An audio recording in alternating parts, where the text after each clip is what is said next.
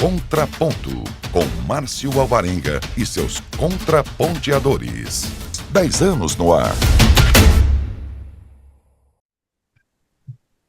Está começando mais um Contraponto. Um tema: cidades inteligentes. A cidade do futuro depende muito das ações que serão desenvolvidas nos dias de hoje, e visando a construção de cidades com serviços urbanos de qualidade, uma gestão inteligente, mobilidade urbana, moradia e economia inteligente. Tudo isso depende de um novo tipo de liderança urbana que defenda uma abordagem transformadora que vai muito além da gestão urbana tradicional.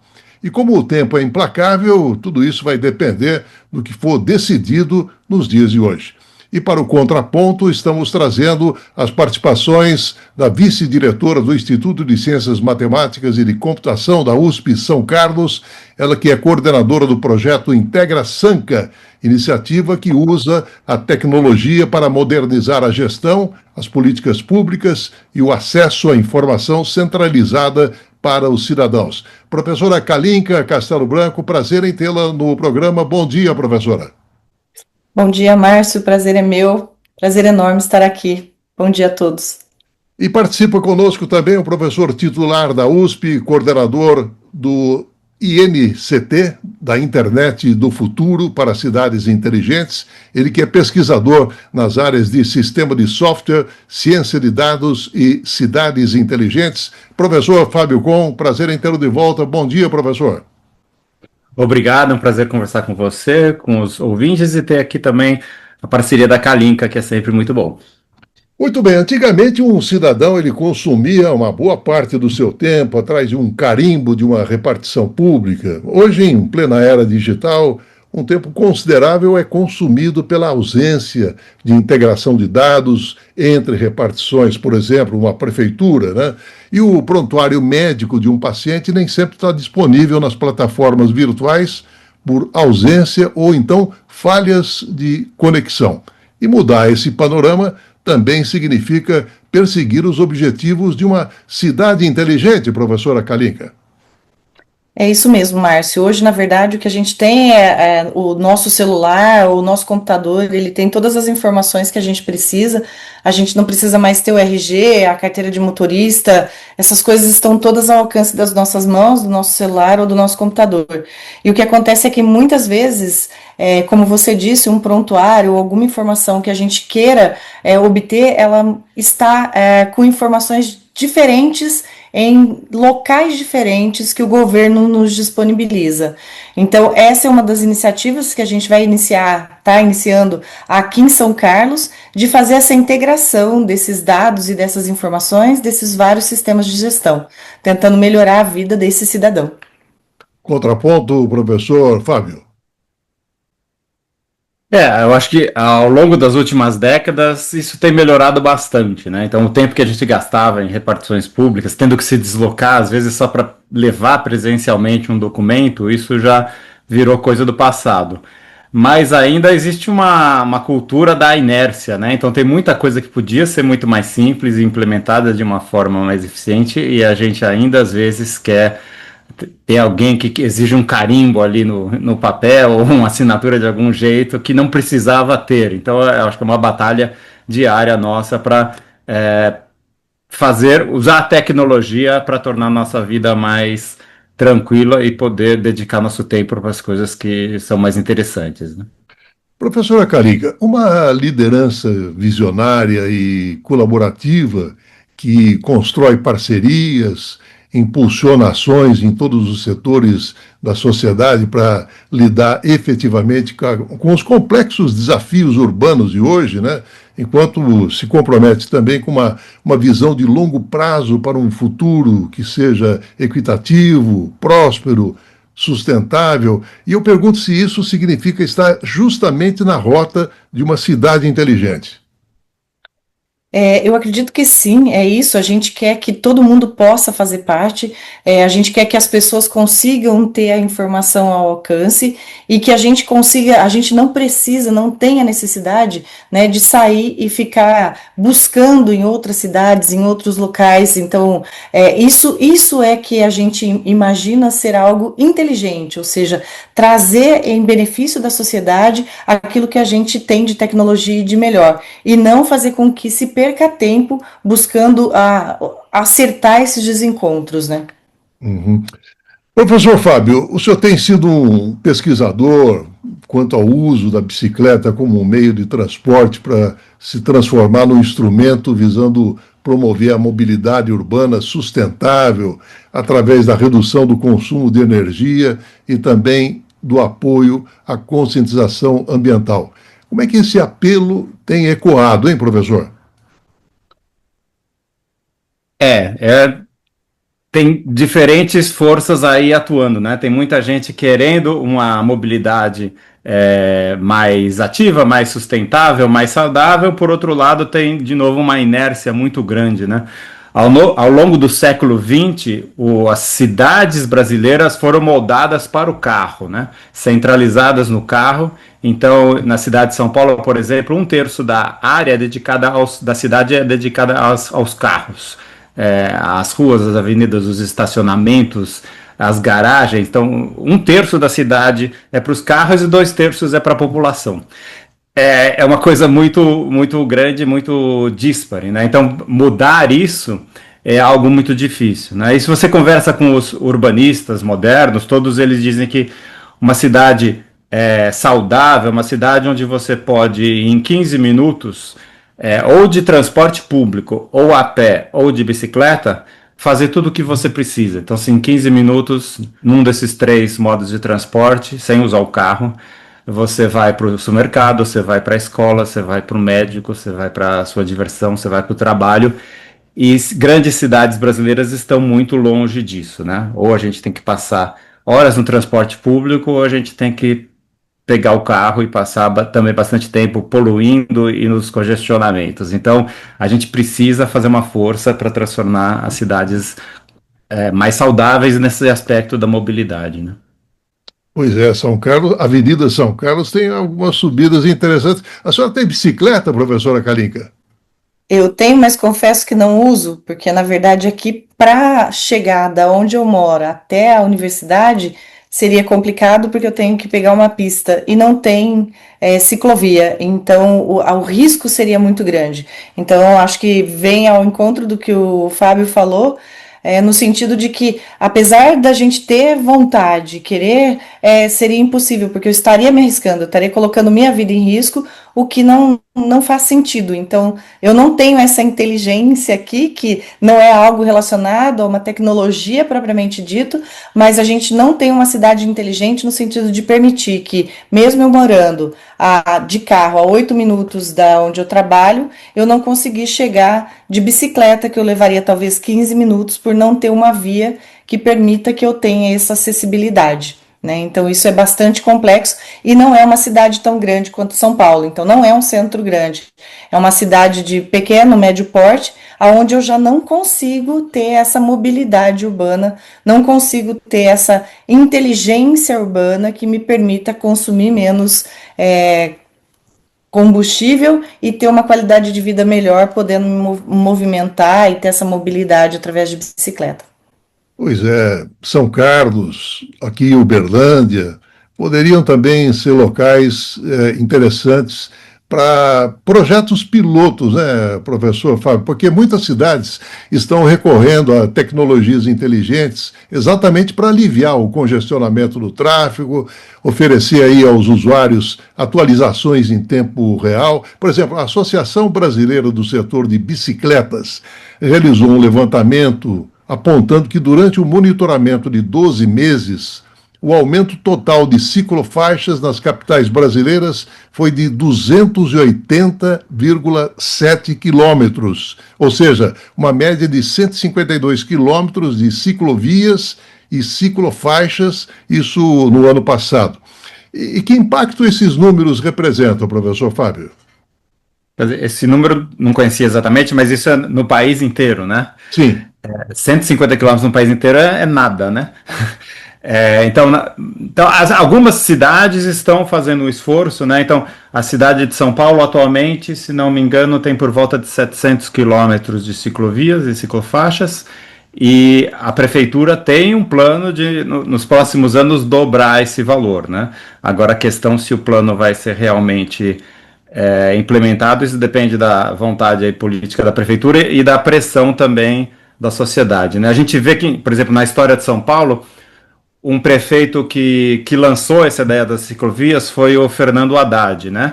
E que construiu muitas ciclovias e, na minha opinião, ele perdeu a eleição por causa disso. Porque o lobby dos carros, né, a força da classe média ali com os carros é muito grande. Mas isso começou a mudar o perfil da cidade, né? Tanto que o prefeito da oposição, que era o Dória, naquela época, ele fez a campanha política contra a bicicleta, falando que ia voltar, desativar as ciclovias e de novo aumentar a velocidade dos carros.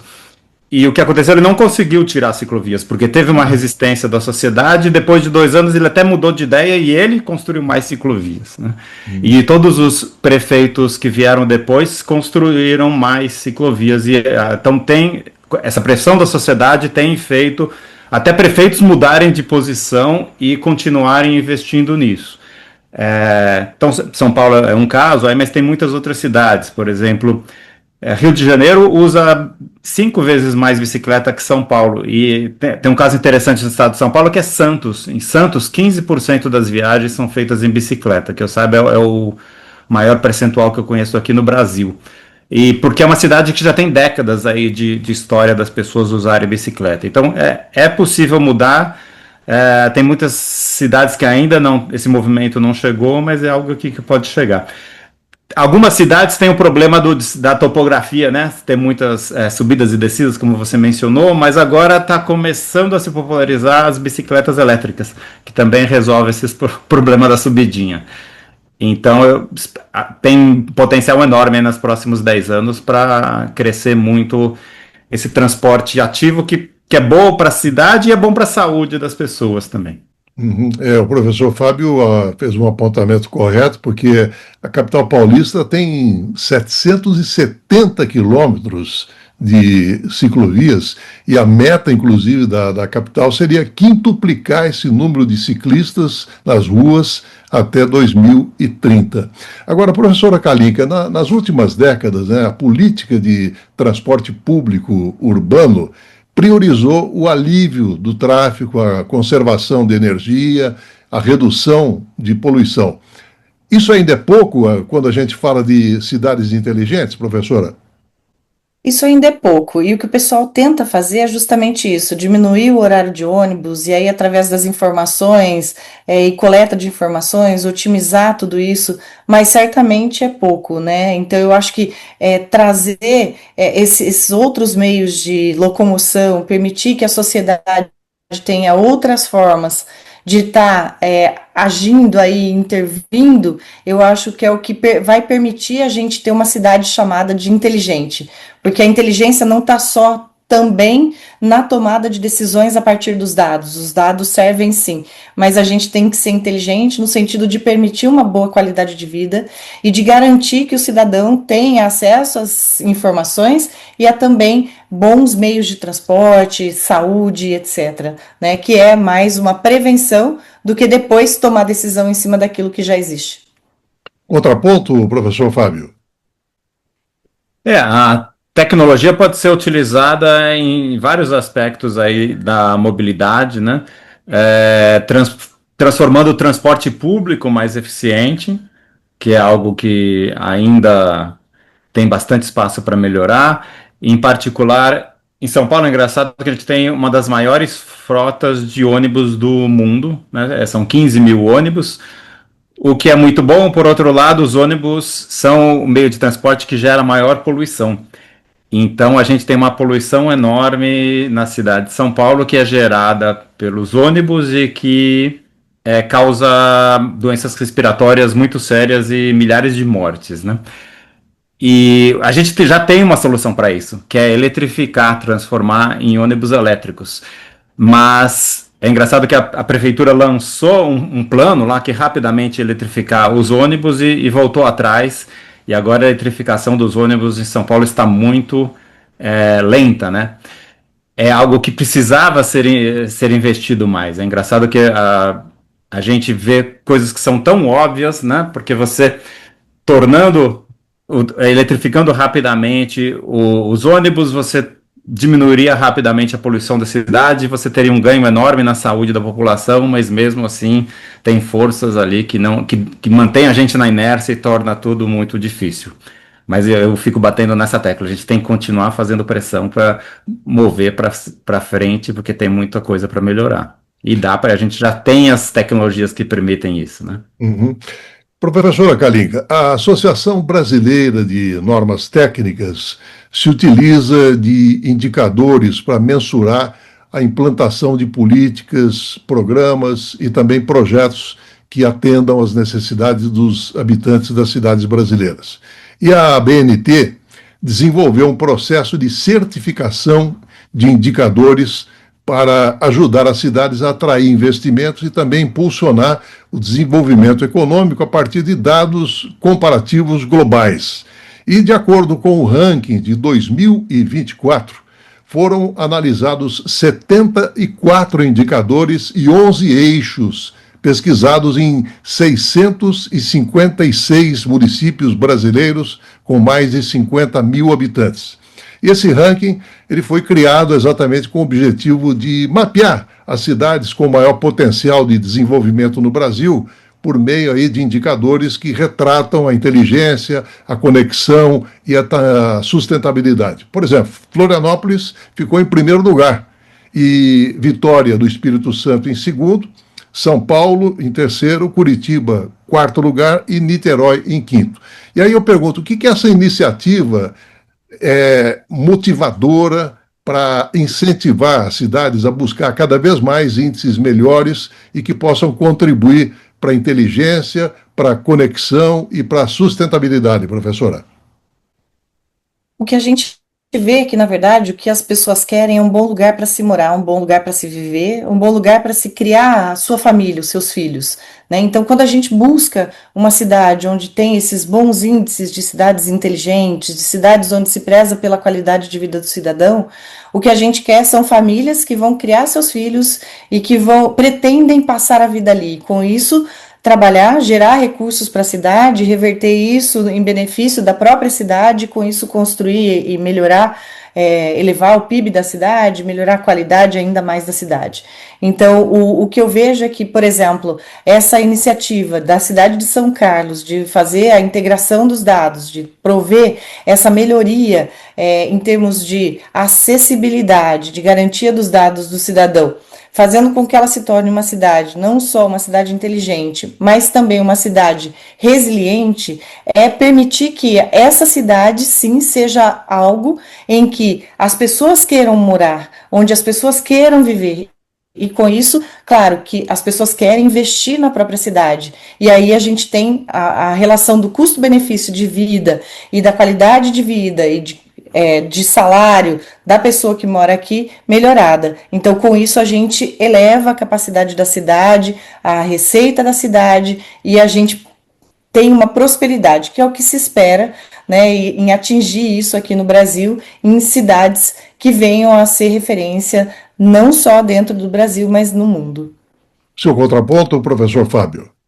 Acho que nessa questão dos rankings tem dois lados da moeda. O primeiro lado é que sempre é possível construir um ranking em que a sua cidade é a melhor, né? Depende ali das suas métricas que você coloca no seu ranking. Então tem que tomar cuidado com isso. Por outro lado, você tem indicadores objetivos que você consegue medir e consegue acompanhar ele ao longo dos anos, pode ser um instrumento muito bom para as cidades se aprimorarem, né? Então é fundamental que quando você implementa políticas públicas, que você saiba aquilo que você quer melhorar, né? Então que você tem indicadores objetivos sobre aquilo e que você acompanhe ao longo do tempo para ver realmente se a política pública está dando certo. E se você puder comparar a sua cidade com outras cidades, você pode saber também que pontos que você precisa melhorar a sua cidade. Então, a gente tem que tomar cuidado com os rankings, mas ter critérios objetivos ali pode nos ajudar a ter políticas públicas mais sólidas e implementar elas de forma mais científica, né, e sistemática. Aprofundando um pouquinho essa questão, professora Kalinka, o estudo, ele mostra a proximidade das cidades em termos de notas, né? E isso acontece porque existe uma dificuldade de um mesmo município se destacar em vários eixos ao mesmo tempo, né? Por exemplo, São Paulo se destacou principalmente em mobilidade, tem sido a cidade melhor posicionada nesse quesito. Já em educação, São Paulo não pontuou tão bem. E, com exceção de Salvador, que ficou em 10º lugar, as demais cidades, elas pertencem à região sul e sudeste. E aí eu pergunto, professora Kalinka, até que ponto isso reforça as desigualdades regionais, ao mesmo tempo em que desafia a comunidade científica das outras regiões a somarem esforços? Reforça, mas como o professor Fábio disse, né, cada cidade vai usar o seu índice para tentar se melhorar. Então, a ideia é que se a gente tivesse todos os indicadores comparativos, talvez a gente pudesse fazer uma média ou ter alguma normalização dessas cidades. E é claro que quando a gente escolhe os índices onde a gente se sobressai, as outras cidades que querem competir e que tem intenção de fazer páreo com aquilo, elas vão correr para tentar se igualar. Então, eu acho que é nesse sentido que as cidades correm em olhar os indicadores das outras e tentar melhorar. Então, indicadores como educação acabam sendo melhores em um estado do que em outro, e os estados tentam competir para que isso melhore, né? E aí a qualidade, por exemplo, de ar ou a qualidade de vida acaba se destacando mais em cidades menores ou em cidades que têm uma situação de turismo ou de algo melhor do que uma cidade maior e com uma população maior. Então, esses indicadores, eles servem como base para a gente tentar se elevar e, claro, para as próprias cidades competirem entre si, mas o que tem que se observar é se esses indicadores todos estão sendo olhados de uma maneira mais equilibrada e colocados, sim, em um mesmo patamar, buscando homogeneizar isso aí. Mas é uma forma da gente competir e da gente dizer, olha, vamos melhorar nossas cidades. Contraponto, professor Fábio. No Brasil a gente sabe que tem essas diferenças regionais muito fortes, né? Mas eu nem acho que vale muito a pena olhar para esse número, único número que é uma média de todos os indicadores, né? Acho que nem vejo muito o significado disso. Eu acho que o importante é as cidades identificarem quais são seus principais problemas e olharem para os indicadores relacionados àqueles seus problemas, né? E daí a gente vê que quando você tem um secretário na área de educação, por exemplo, um secretário de educação que tem uma visão ali científica e que vai fazer uma coisa de uma forma sistemática, não ideológica, a gente tem grandes melhorias. A gente vê isso na mobilidade urbana, vê isso na saúde, vê na educação. Por exemplo, um estado que é da região Nordeste, que não é dos estados mais ricos, que é o Ceará, né? A gente conhece aquelas histórias de um trabalho muito sério na área de educação que foi feito em várias cidades, em Sobral, por exemplo, é famoso por isso, que teve uma série lá de secretários de educação que fizeram um excelente trabalho, e uma cidade que nos índices econômicos não se sobressai, acabou se sobressaindo na educação, porque foi feito um trabalho sério ali e científico para a melhoria da educação. Eu que sou da computação, fico com a computação na cabeça. Mas então, fazendo a coisa bem feita, né, utilizando as melhores práticas e conversando com cientistas da área, você consegue fazer políticas públicas que vão trazer melhorias significativas. Como diria o cineasta Spike Lee, fazendo a coisa certa, né? Exatamente. Professora Kalinka, olhando aí para as outras regiões brasileiras, por exemplo, Campo Grande, né, na melhor colocação entre aquelas cidades do Centro-Oeste, subindo aí 5 posições em relação à edição anterior desse ranking e ficando na 15ª posição do ranking geral. E a cidade de Palmas, no Tocantins, ela se mantém como a melhor colocada na região norte do país, subindo aí 7 posições e ocupando a 31ª colocação. Aí eu pergunto, professora, o que o desenvolvimento econômico ele pode contribuir para alavancar políticas que promovam o conceito de cidades inteligentes?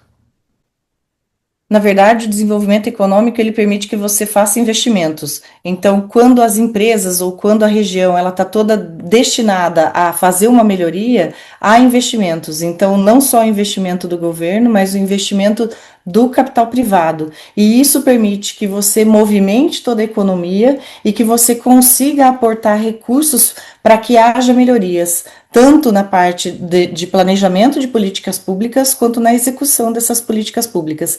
Então, quando se há essa corrida, né, para esses indicadores, e que você pensa nesses indicadores positivos, e que você consegue agregar recursos, então, por exemplo, o Integra Sanca ou outras ações que têm investimento de recurso público, como da FAPESP, e investimentos da própria prefeitura, se alavancados com investimentos privados de empresas que conseguem, têm esse capital, né, e conseguem mostrar que a gente está efetivamente conectado aí com toda a cidade, a gente consegue então melhorar e investir em recursos que são capitais humanos que vão estar desenvolvendo todo o ferramental e auxiliando no desenvolvimento dessas políticas públicas.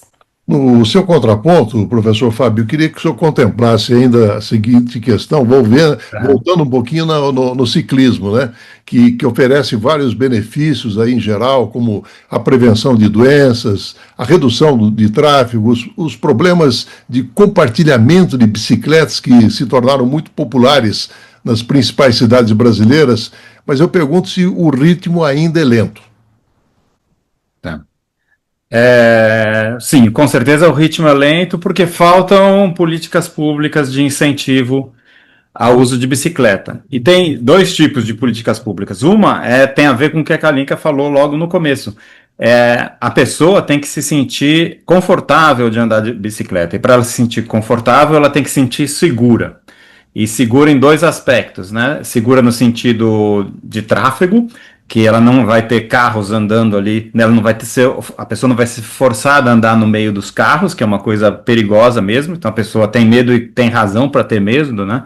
Então você precisa ter uma boa infraestrutura, de preferência uma ciclovia que ela é totalmente segregada do leito carroçável, do leito dos carros, mas em ruas de menor velocidade não precisa ser uma ciclovia segregada, pode ser uma ciclofaixa, mas uma ciclofaixa larga e com um bom pavimento e com uma boa separação ali, com aqueles tachões.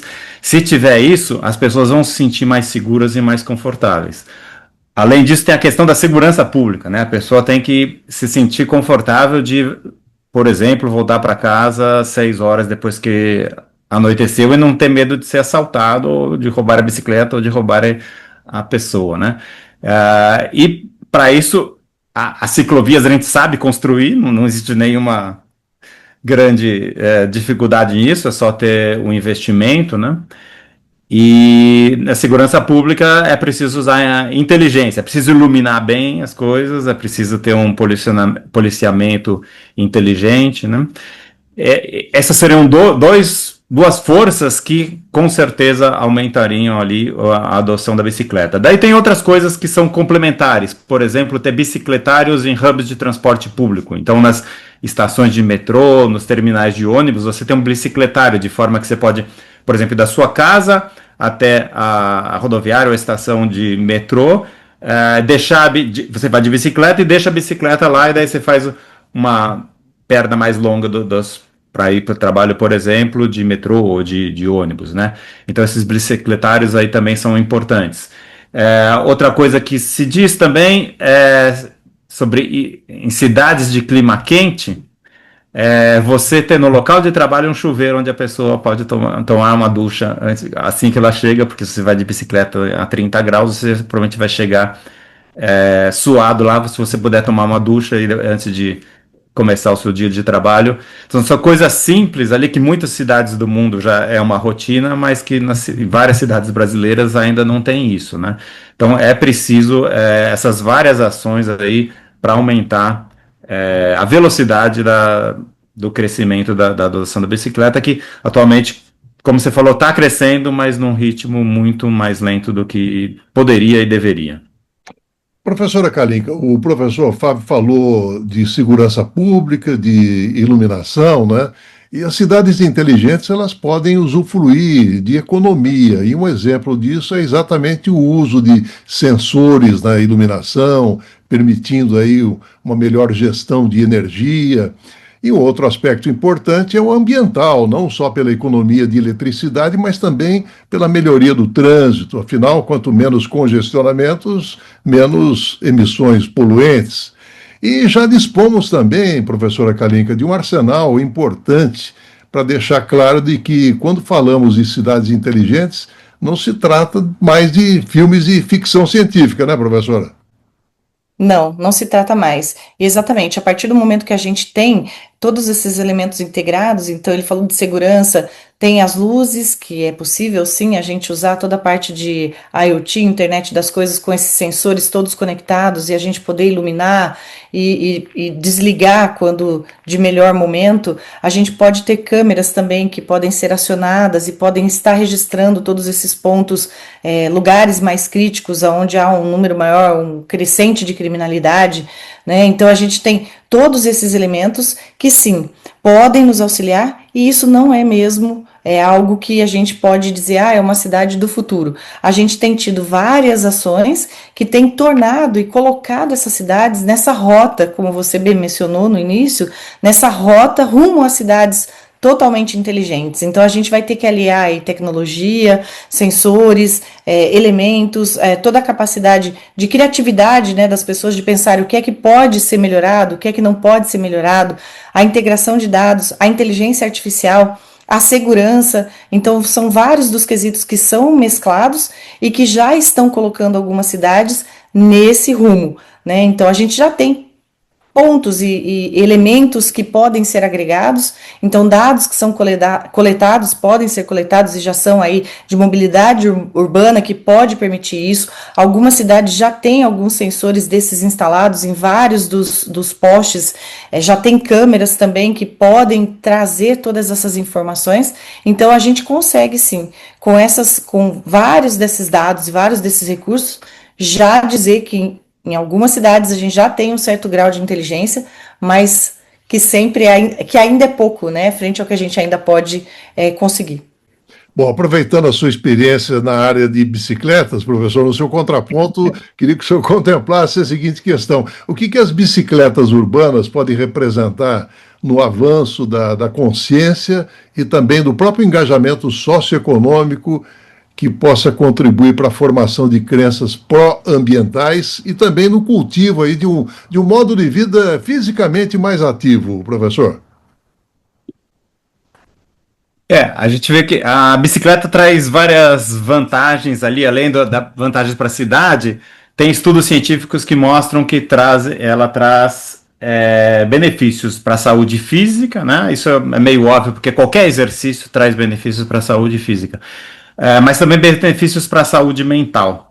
Então, pessoas que demoram, por exemplo, meia hora para chegar no trabalho, vão de bicicleta e depois meia hora para voltar e fazem isso todo dia, 5 vezes por semana, tem vários estudos que mostram que elas vão ter ali maior longevidade, melhores parâmetros biomédicos, né? E também menos problemas ali de saúde mental.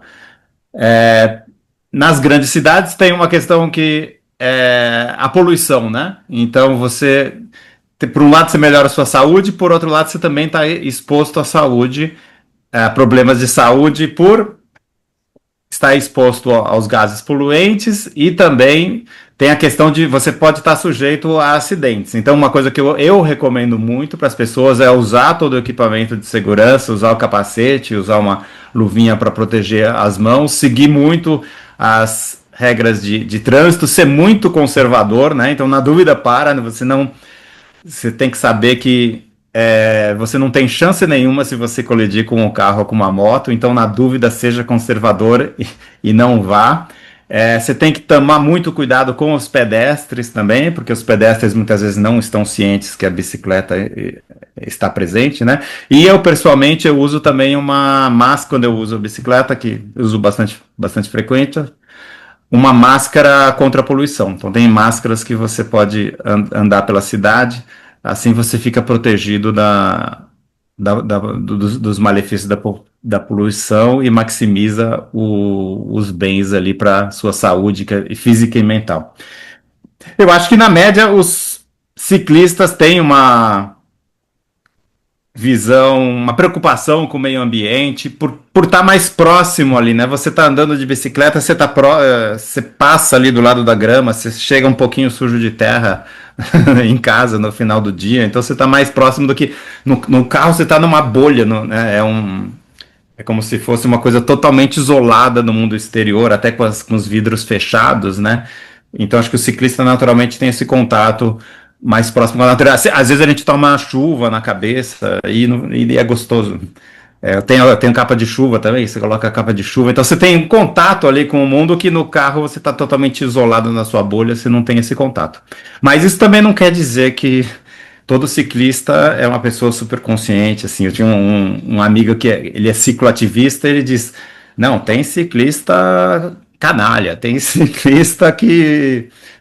Ele fala até coisas feias ali que ele fazia, que os ciclistas faziam, que eu nem vou falar aqui no ar, mas não é só pelo fato da pessoa ser ciclista que ela vai fazer tudo direitinho na vida, não. Mas acho que é uma porta aí de abertura ao mundo e você tem mais contato com o meio ambiente.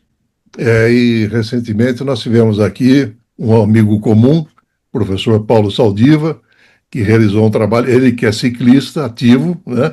Ele realizou um trabalho muito interessante mostrando exatamente o reflexo da poluição, notadamente em cima dos ciclistas, né? Agora, professora Calica, o quadro do nosso programa ele se chama Contraponto, né? Então, vamos usar um contraponto ao tema de cidades inteligentes. Temos aí, lamentavelmente, alguns exemplos fracassados de cidades que tinham exatamente a expectativa de se transformarem em inteligentes, mas acabaram ficando estagnadas, professora. O Stephen Black, que é um especialista em tecnologia da empresa ZenShield, ele produziu um artigo, estava lendo outro dia, né, mostrando alguns exemplos fracassados, como, por exemplo, Songdo, na Coreia do Sul, que parecia ser um modelo distinto para cidades futuras. A cidade integrada aí com tecnologia de ponta, com sistemas eficientes de eliminação de resíduos, casas de tecnologia inteligentes, salas de aula conectadas globalmente. No entanto, depois de alguns anos de lançamento, Songdo permanece escassamente povoada. E as razões atribuídas a esse fracasso são muitas, né? Por exemplo, altos custos de vida acabaram afastando os residentes em potencial. A falta de atrações culturais e sociais tornaram a cidade pouco atraente. E também uma abordagem de cima para baixo para o planejamento, ignorando, inclusive, a própria necessidade de crescimento orgânico que acontece naturalmente nas cidades. E aí, esse exemplo perfeito de colocar a carroça na frente do cavalo, né, por exemplo. E o Stephen tem uma frase que diz o seguinte, que os modelos de cidades inteligentes devem atender às necessidades reais dos moradores, em vez de apenas integrar tecnologia de alto nível. E eu pergunto se a senhora concorda ou discorda dele. Eu concordo e eu vejo, vou um pouco mais, né, um pouquinho além, é que na verdade acaba faltando um pouco dessa visão de longo prazo. Tem essa exclusão social, que é bem disso que ele está falando, então você tem que adequar isso à sociedade, àquela realidade, porque você tem a exclusão social, a exclusão digital. Eu disse, né, no começo que o nosso celular é a nossa carteira digital, que a gente tem o nosso RG, a gente tem nossa carteira de motorista, mas hoje, por exemplo, para a gente poder renovar o nosso RH, a gente precisa ir Por exemplo, numa unidade de poupa-tempo. Para a gente agendar o horário no poupa-tempo, a gente precisa estar dentro do sistema do GovBR.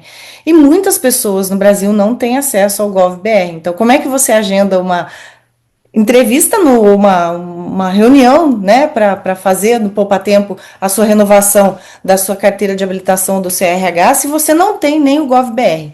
Então, eu acho que sim, essa preocupação exacerbada, né, com a aplicação da tecnologia, não levando em conta as necessidades locais e, às vezes, a dependência de uma tecnologia estrangeira, das tecnologias do que está em alta, dessa novidade toda de celular, de computador, de tablet, acaba dificultando realmente a implementação bem-sucedida, porque as pessoas não estão preparadas.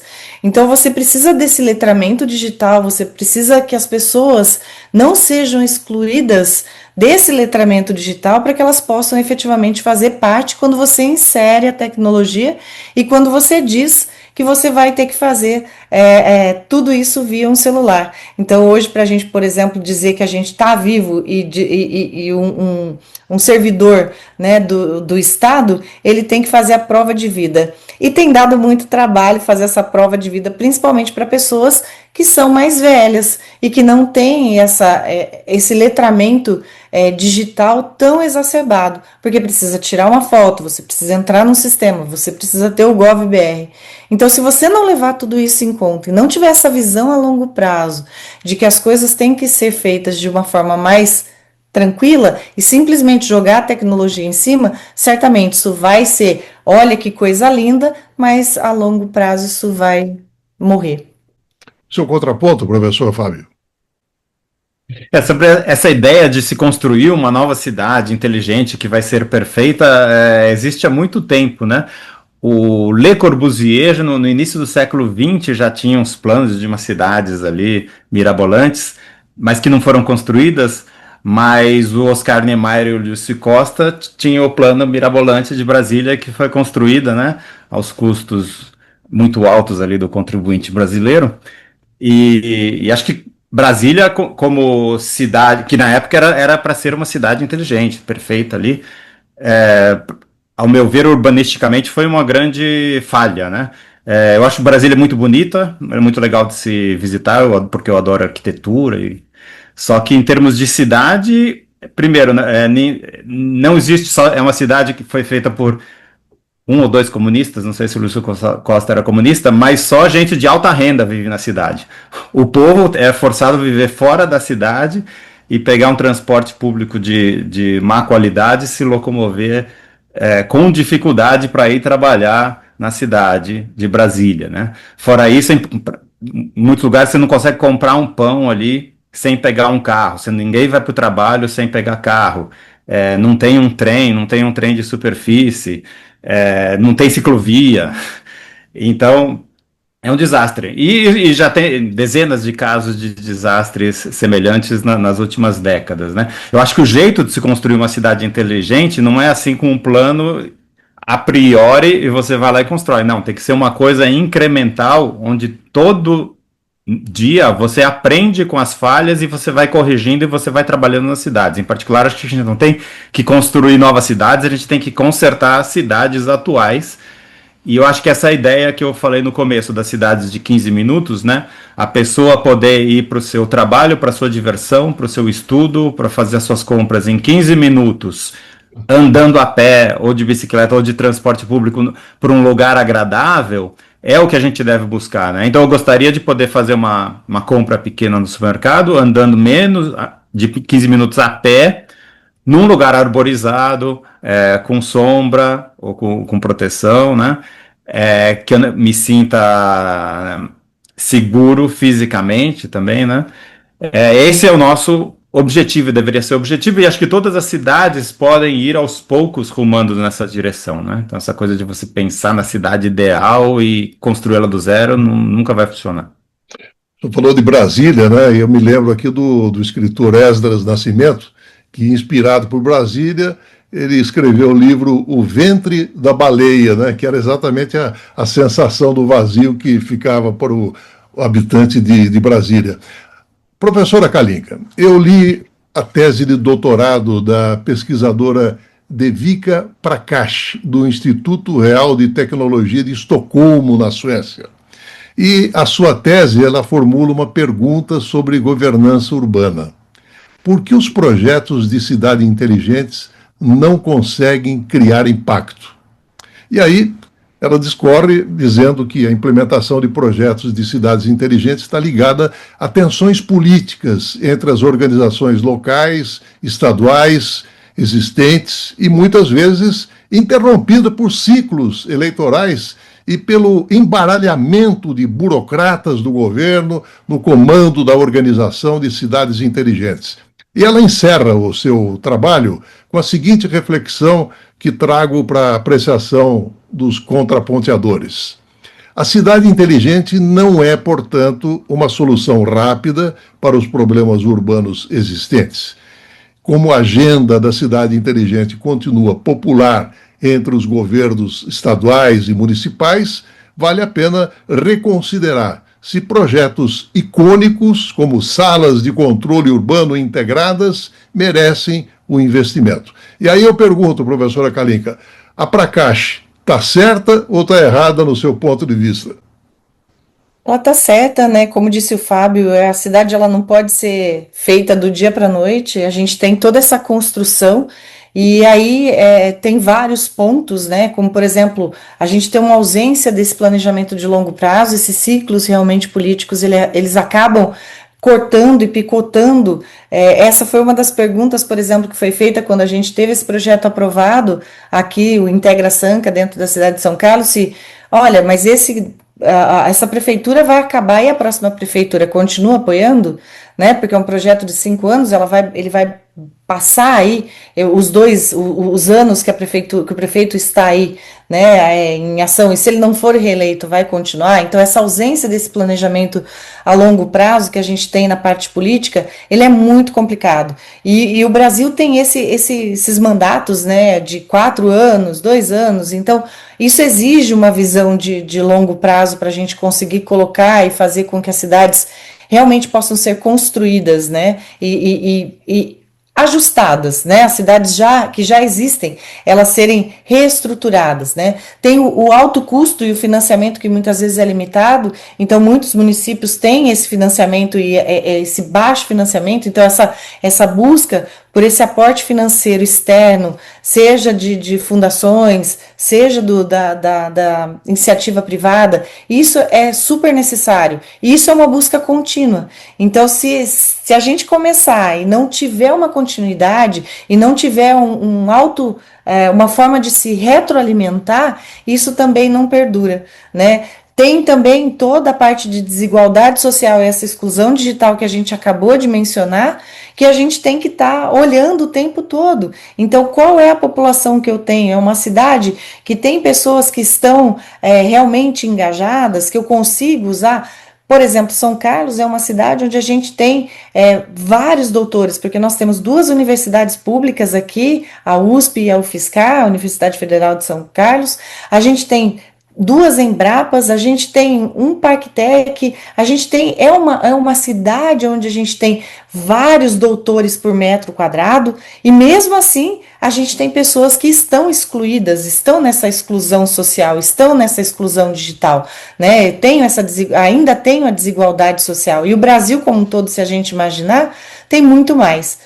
Né? A gente tem a falta do envolvimento popular, então a própria população, ela sabe o que é uma cidade inteligente, ela consegue vislumbrar esse ato de estamos construindo uma cidade inteligente para a melhoria da qualidade de vida sua, né? Então o que ela realmente está recebendo com relação a essa cidade inteligente, né? Então os elementos todos dessa cidade, eles são fragmentados, né? Quando a gente olha, você perguntou lá no início, né? A gente tem os prontuários do paciente. Veja, o sistema de prontuário é um sistema da gente pedir, por exemplo, bolsa para um aluno ou de ver como o aluno está na escola é outro. O sistema da gente ter emissão do nosso IPTU é outro. Então a gente tem vários sistemas, a gente tem elementos todos fragmentados aí que a gente tem que tentar unir. Então, isso leva tempo, isso despende dinheiro, isso despende que a gente possa se debruçar e trabalhar em cima disso, que a gente possa ter pessoas que pensem sobre isso, né? A gente tem questões de segurança, de privacidade associadas a isso. Eu não posso ter um prontuário de um paciente exposto na internet, isso tem que ser para ele. Então a gente entra aí com toda a parte de LGPD, com as questões de segurança, que o cidadão vai ter que ter a senha própria, ele vai acessar as próprias informações, ele vai ter acesso a questões que são transparentes para todos os munícipes, por exemplo, né? E aí a gente chega no último elemento, que eu acho que é um dos que mais impacta, que é a resistência à mudança. A gente sabe que as pessoas são resistentes à mudança. Então, quando a gente vai dizer, olha, eu vou inserir agora um reconhecimento facial para você, mas pelo amor de Deus, como é que eu vou fazer isso? O que é que eu vou fazer? Mas será que isso vai tirar meu emprego? Então, se eu mesmo estou dentro do setor público de gestão, se eu estou fazendo isso, vai melhorar minha vida, mas isso vai tirar o meu emprego. Então, eu acho que todos esses elementos, né, associados, vem a isso que, nessa tese, essa pesquisadora menciona que não é algo trivial e que é algo que realmente depende de uma política pública que perpassa todo esse governo e deixa, não leva só aquele período de gestão estanque, esses fragmentos e essas mudanças políticas e essas necessidades políticas. Deveria ser alguma coisa que permanecesse aí por todo o tempo, né, para a gente poder realmente seguir daqui para frente, modificando e moldando essas cidades para que elas fossem inteligentes no sentido de melhorar a vida do cidadão, não só da inserção de tecnologias. Seu contraponto, professor Fábio. Infelizmente no Brasil, a maioria dos políticos, nem todos, mas a maioria só está preocupada com as próximas eleições, né? E toda a política dele, o único objetivo dele é a próxima eleição, e não está muito preocupado em melhorar a qualidade de vida da população, das cidades, né? Então, daí fica difícil você fazer programas que sobrevivem às mudanças de governo, porque assim que muda o governo, o novo que entrou, a primeira coisa, ele quer cancelar todos os programas e fazer os programas dele pensando na próxima eleição, que é dali 2 anos, porque a cada 2 anos a gente tem eleição no Brasil. Então a gente precisava tentar construir políticas de Estado que fossem independentes do governo, né? No Brasil a gente tem algumas poucas políticas de Estado, né? Então, por exemplo, o Banco Central tem as suas políticas de Estado. O SUS é uma política de Estado. Desde que o SUS foi criado, acho que mais de 30 anos atrás, todos os governos não tiveram a opção de não investir massivamente no SUS. Até o governo Bolsonaro, que não era muito simpático, foi forçado e ele investiu ali no SUS porque ele era forçado a fazer isso, né? Então, se a gente tivesse conseguisse criar políticas de Estado que tivesse como objetivo usar ciência e tecnologia para melhorar a vida do cidadão das cidades, aí talvez a gente conseguisse se libertar desta amarra que a gente tem das eleições a cada 2 anos, né? Então a gente tem que pensar como que a gente pode construir políticas de Estado nesse sentido.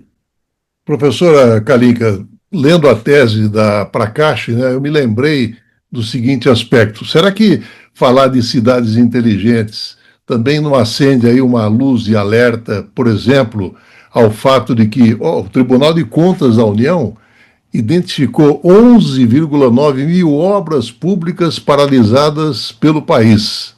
E o número corresponde a 52% dos contratos em execução. E, de acordo com o TCU, essas obras já consumiram 9 bilhões de reais em recursos federais e seriam necessários mais 20 bilhões para terminar a execução desses projetos. Eu pergunto, o que esse cenário também se constitui em grande obstáculo para que a gente possa pensar nas cidades inteligentes? Eu acho que isso está estritamente ligado ao que a gente vem comentando aí, que o Fábio falou, que os governantes, eles pensam sempre em fazer aquilo que vai beneficiar para a próxima jogada política, né, para a próxima eleição. Então, o que a gente tem é isso, a gente tem, cada uma dessas obras foi provavelmente pensada e elaborada e parada em algum momento, ou reduzido a verba para que uma outra obra pudesse ser feita. Então, eu acho que, de novo, nesse sentido, essas políticas mesmo, como o Fábio disse, de Estado, é algo que a gente deveria ter, é algo que a população deveria lutar para que permanecesse, para que a gente pudesse ter efetivamente coisas feitas e realmente iniciadas, tendo princípio, meio e fim, ou seja, elementos entregues à população, né? Porque o que existem são promessas, e essas promessas, muitas vezes, como essas obras aí iniciadas e não finalizadas. O nosso Brasil é muito grande e averiguar e avaliar tudo isso é muito complicado, e a população muitas vezes não se prende a cobrar os seus representantes. Eu até acho que a gente melhorou muito politicamente. Alguns anos atrás, boa parte da população sequer discutia política. Então, eu acho que agora a gente passou a discutir, e eu acho que cada vez mais, a partir do momento que as pessoas têm informações, elas podem tentar brigar por melhorias nesse sentido. Então, eu vejo, né, nessas obras, nesses projetos muitas vezes mal elaborados, inconsistentes, né, projetos que foram feitos já iniciados sabendo da falta de recursos, a ineficiência na gestão desses projetos, que é o que realmente acontece, né, problemas às vezes jurídicos, burocráticos, né, por quê? Porque são feitos do dia para a noite, pensado simplesmente de vamos começar porque a gente fala que está fazendo, né, e a população acredita, só que nunca é entregue e fica aí pela metade consumindo muita verba pública que deveria ou poderia, né, deveria ser aplicada em benefício da própria população. Seu contraponto, professor Fábio. É só uma coisa que a gente não falou aqui, mas acho que é importante colocar nessa ideia dos políticos querendo fazer algo simplesmente pensando na próxima eleição, né? Não necessariamente todo o uso da tecnologia é bom, né? É muito fácil você fazer grandes projetos de uso de tecnologia que são completamente inúteis, né? Em particular, tem muito político que fala, não, eu vou colocar 3.000 câmeras na cidade, cada centímetro quadrado vai ser vigiado, né? Ele gasta um dinheiro enorme e faz uma coisa ali e que talvez não traga benefício nenhum para a população, muito pelo contrário, vai começar a vigiar ali o cidadão, cada passo do cidadão, o que é uma coisa que pode ser muito assustadora se a gente tiver um governo autoritário no futuro, como tem um governo da China, por exemplo, o que eles fazem com de monitoramento da sua população, que não tem liberdade nenhuma, e usam essa tecnologia para fazer perseguição política das pessoas, né? Então, muito mais importante do que tecnologia é a ciência, que é você usar métodos científicos para você identificar quais são os problemas que você tem na sua cidade e quais são as melhores práticas, os melhores métodos que a gente tem para resolver aqueles problemas específicos, e daí sim você desenha as políticas públicas, você implanta as políticas públicas e você monitora as políticas públicas para ver se elas estão realmente trazendo o resultado que você gostaria. E você faz isso de forma sistemática, que é o que a gente chama de método científico, né? Então, acho que a cidade inteligente é a cidade que usa o método científico e pode usar a tecnologia ou não. Às vezes, a recomendação do cientista vai ser não use tecnologia, use um papel e lápis que é o melhor para esse caso, né? Então, acho que por aí que a gente tem que caminhar. E usar a tecnologia quando ela realmente vai ajudar, mas nem sempre é o caso. Nós estamos no finalzinho, professora Galinca. A cidade inteligente ganhou muita atenção nos últimos anos porque promete benefícios como alta qualidade, prosperidade econômica, sustentabilidade ambiental, por meio exatamente das tecnologias avançadas, né? Agora, se por um lado existem muitos estudos sobre conceitos de cidades inteligentes e estratégias de planejamento, por outro lado, como é que anda as informações disponíveis sobre os resultados empíricos? Como é que a senhora avalia isso? Então, Márcio, o que a gente tem as cidades inteligentes, elas surgiram no intuito de dizer, olha, eu tenho várias informações e eu preciso pegar vários dados, na verdade, eu preciso transformar esses dados em informações que permitam a tomada de decisão. Então, na verdade, essa tomada de decisão, o que se espera é que ela se torne mais inteligente, porque eu vou ter mais informações, né? Então, esses dados, muitas vezes não nos dizem muitas coisas. Então, como o Fábio mencionou, não adianta eu ter 3.000 câmeras numa cidade, eu estar monitorando, mas, por exemplo, eu não conseguir que essas imagens sejam suficientemente boas para eu tomar uma decisão com relação à criminalidade, mas sim eu usá-las para um lado ruim, que é, por exemplo, ficar vigiando as pessoas ou sabendo quem é que está entrando e saindo, não no sentido de que é uma área que tem alto índice de criminalidade ou de roubo. Então, as boas informações é que precisam ser obtidas, para que os bons dados é que precisam ser obtidos para que a gente possa ter boas informações e a partir daí dar aos gestores a capacidade de uma boa tomada de decisão.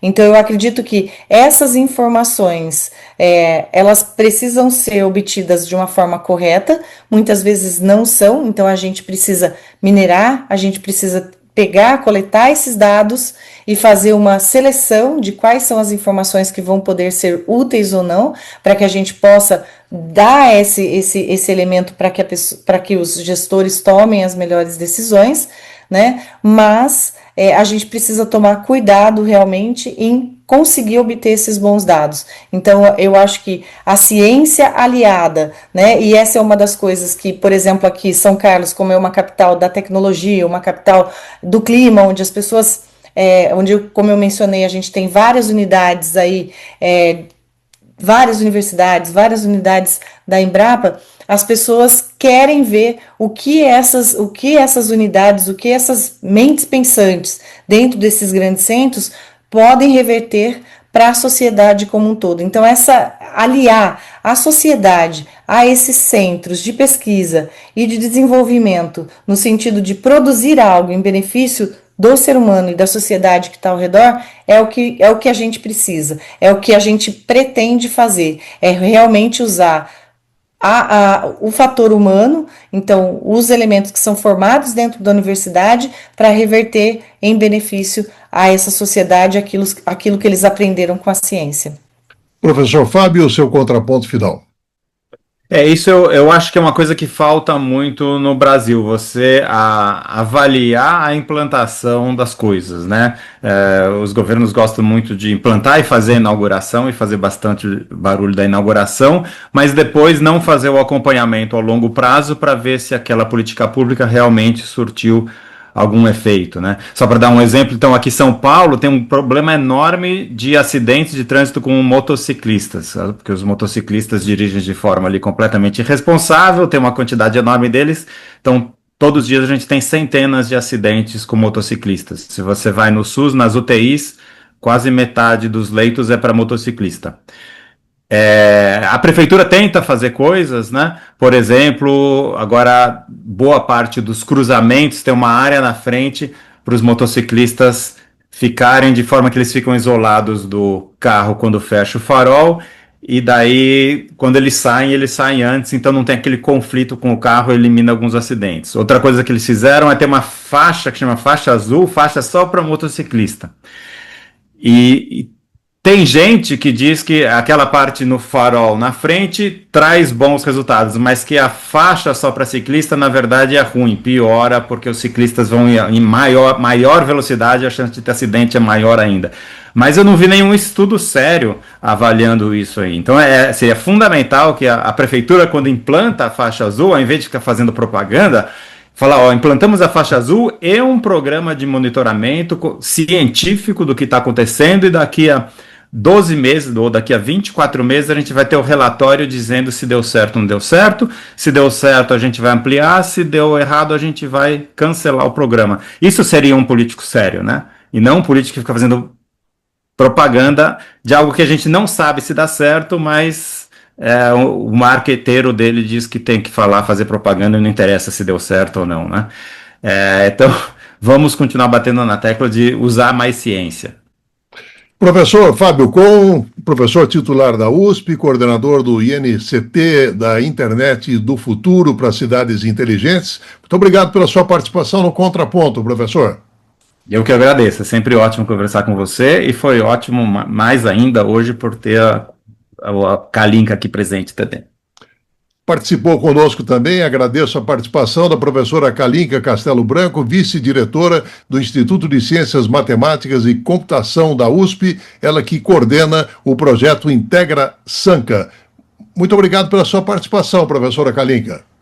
Eu que agradeço, Márcio, foi um prazer enorme. Fábio, foi um prazer conversar com você e colocar contrapontos aí, que algumas das vezes não foram contrapontos, foram no mesmo ponto, né, que é essa importância. Muito obrigada.